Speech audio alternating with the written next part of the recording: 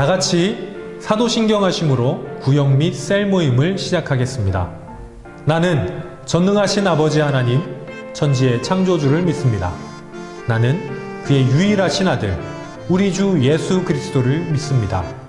그는 성령으로 잉태되어 동정녀 마리아에게서 나시고 본디오 빌라도에게 고난을 받아 십자가에 못 박혀 죽으시고 장사된 지 사흘 만에 죽은 자 가운데서 다시 살아나셨으며 하늘에 오르시어 전능하신 아버지 하나님 우편에 앉아 계시다가 거기로부터 살아있는 자와 죽은 자를 심판하러 오십니다. 나는 성령을 믿으며 거룩한 공교회와 성도의 교제와 죄를 용서받는 것과 몸의 부활과 영생을 믿습니다. 아멘. 다 함께 찬송가 171장을 찬양하겠습니다.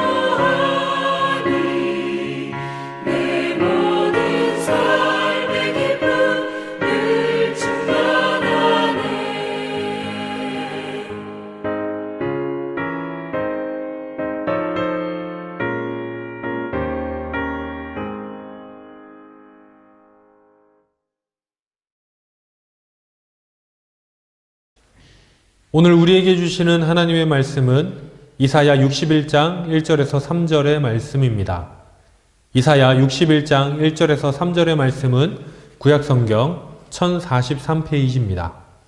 이 말씀을 통해 하나님의 음성을 들으시길 바랍니다. 주 여호와의 영이 내게 내리셨으니 이는 여호와께서 내게 기름을 부으사 가난한 자에게 아름다운 소식을 전하게 하려 하심이라. 나를 보내사 마음이 상한 자를 고치며 포로된 자에게 자유를, 갇힌 자에게 노임을 선포하며 여호와의 은혜의 해와 우리 하나님의 보복의 날을 선포하여 모든 슬픈 자를 위로하되 무릇 시온에서 슬퍼하는 자에게 화관을 주어 그 죄를 대신하며 기쁨의 기름으로 그 슬픔을 대신하며 찬송의 옷으로 그 근심을 대신하시고 그들이 의의 나무 곧 여호와께서 심으신 그 영광을 나타낼 자라 일컬음을 받게 하려 하심이라. 아멘. 안녕하세요. 김경원 목사입니다. 오늘 말씀을 통해서 하나님의 기쁨이 충만하시기를 바랍니다. 오늘 본문인 이사야 61장은 역사적으로 바벨론 포로 생활에서 돌아온 이스라엘 백성에 대한 회복과 또 축복을 이야기하고 있습니다. 그러나 이 말씀은 궁극적으로는 예수 그리스도의 메시아 사역으로 인한 회복에 대한 것이죠. 특별히 오늘 1절의 말씀은 예수 그리스도께서 메시아 사역의 공생애를 시작하시면서 나사렛 회당에 들어가셔서 읽은 말씀입니다.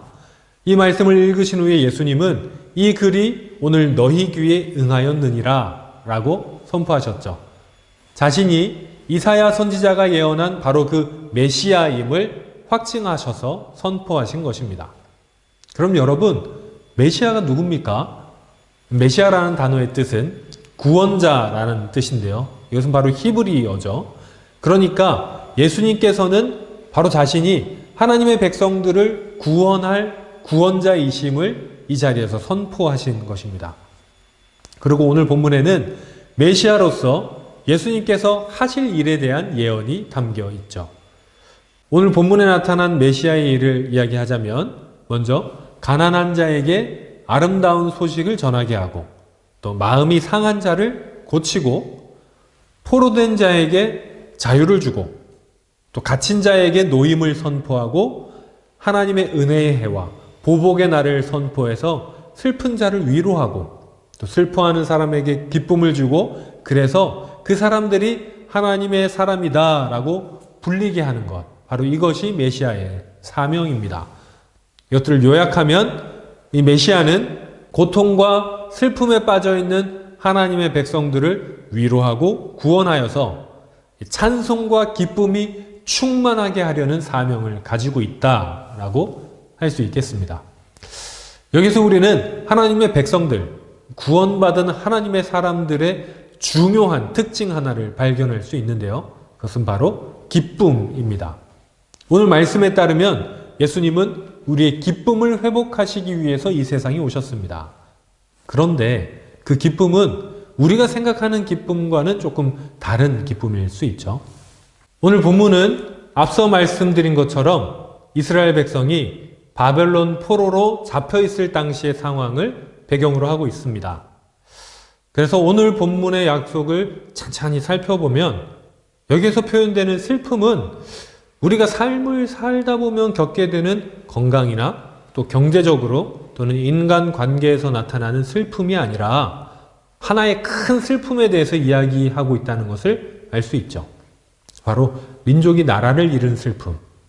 또 우리랑 연관시켜서 생각해 보자면 궁극적으로는 하나님으로부터 멀어졌다는, 하나님께 버림받았다는 큰 슬픔, 하나님과 떨어졌다는 그 슬픔에 대한 위로를 뜻한다는 것을 알 수 있습니다.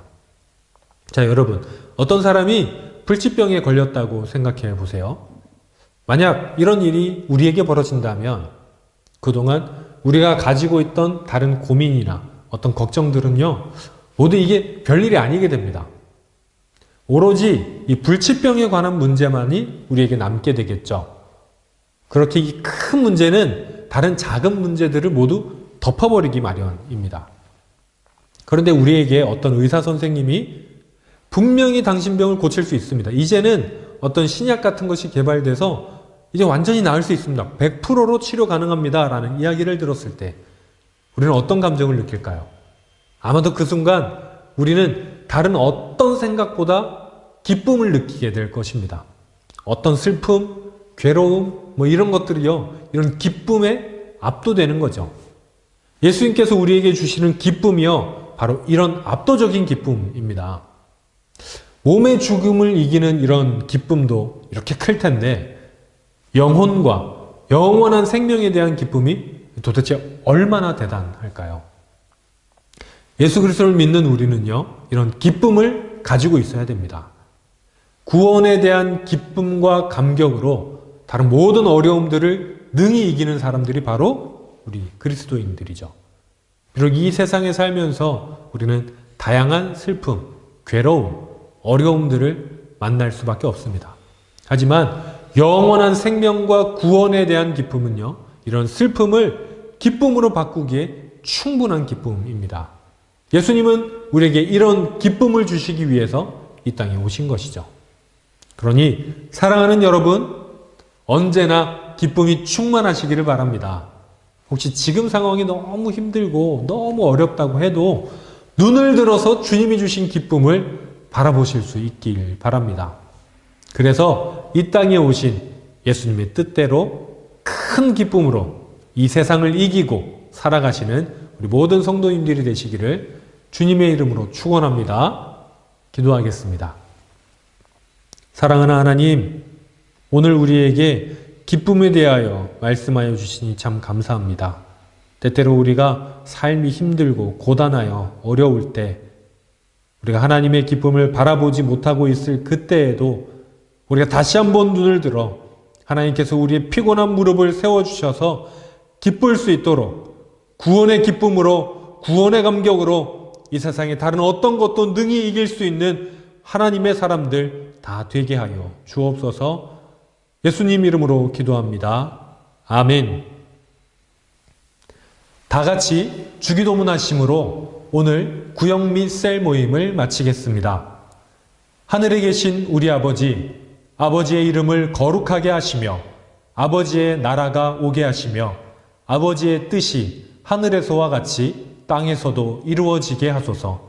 오늘 우리에게 일용할 양식을 주시고 우리가 우리에게 잘못한 사람을 용서하여 준 것 같이 우리 죄를 용서하여 주시고 우리를 시험에 빠지지 않게 하시고 악에서 구하소서.